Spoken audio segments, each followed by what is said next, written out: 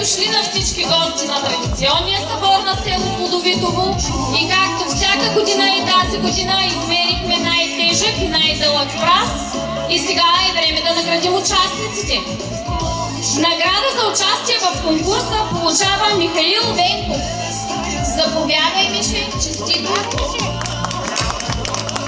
Още една утешителна награда за Виктория Иванова. Всички участници получават грамоти. Някои по-големите празови и награди. Заповядайте. Трето място в категория най-тежък праз печели Иван Делев. Да заповяда да си получи наградата.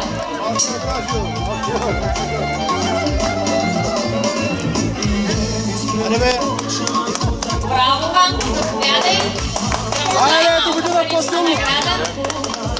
Трето място най-дълъг праз получава Евелина Иванова.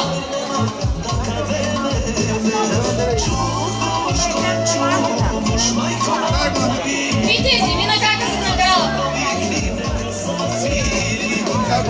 А тя пак я няма. Тя има още една категория награда. Айде бе, Ивче. Категория най-тежък праз получава Евелина Иванова. Заповядай. Категория най-дълъг праз с грамота и парична награда получава Анелия Венкова. Заповядай, Нели. Благодаря.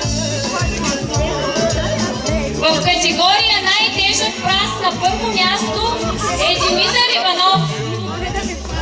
Заповядай, Вите. А в категория най-дълъг праз отново за поредна година е Мария Иванова. Заповядай, честито, Мими. Имаме още една награда за най-голям праз на 24-та година.